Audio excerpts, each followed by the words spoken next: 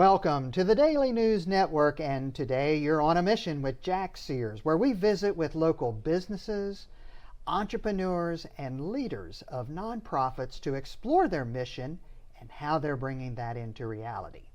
Today we're going to talk about medicine, and we're turning our attention to the Emergency Resources Group with Dr. Matthew Rill. Welcome to the show, Doctor. Morning. Thanks, Jack. Great. Good So, to be here. Emergency Resources Group. Tell us about it. Who are you and what's your mission? So we're a local company. We were founded in 1978 by a few doctors that really helped pioneer emergency medicine here in Jacksonville. And currently we cover the hospitals for Baptist Health, for UF and St. John's, as well as some hospitals in Georgia and Lakeland, Florida. Yeah. I think you were sharing earlier. How many folks you got working with you? Yeah, we have about 515 clinicians, maybe about 50 other employees that help support. Well, that's a lot of medical people to keep up with. Yeah, huh? Sure is. Yeah. So did you start this company? I did not. I'm the third CEO. I was lucky to inherit a great company, and we've really grown it in the past 5 years.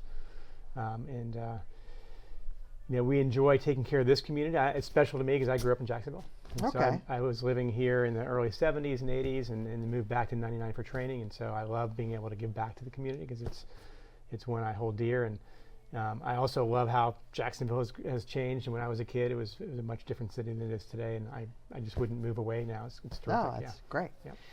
Thinking about your own journey, what type of medicine? Is it emergency medicine that you are proficient in, or did you have some other college-related academic? I took a circuitous, a circular route to get to medicine, but I trained in emergency medicine. I went to med school at UF in Gainesville, and then trained internship at Mayo Clinic here in town, and then emergency medicine residency at UF here. So I've been back in Jacksonville since '99, and I joined my current company right out of residency and just kind of did different things along the way until I'm where I am now.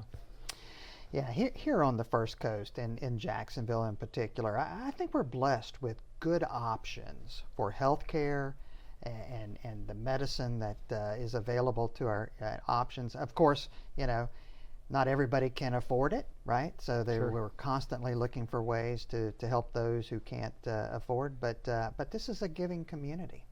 This is a real giving community.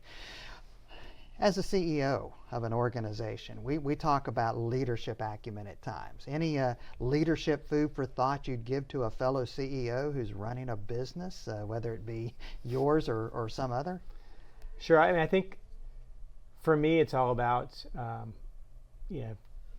treating people fairly, being transparent, and surrounding yourself with talent. So, one of the challenges I had coming on when I first started in 17 in my role is, we had grown over the previous 20 years or 40 years or so, and but really hadn't taken on accounting department and HR or some of the just the boring stuff of the business on the business side, the back office stuff. And so we've been trying to reinvent ourselves because we've really grown, and even since then we've doubled in size, and it really requires a great team. And so I've been super lucky to be able to attract some good talent, and we have a terrific team in the office to help support all of our clinicians and really our mission of being able to provide that care to our community. And I think of kind of three customer bases. We have our patients and community. We really do want to serve the clinicians that work for us, and then our health systems. Okay, excellent. Well, what's the future look like for the business?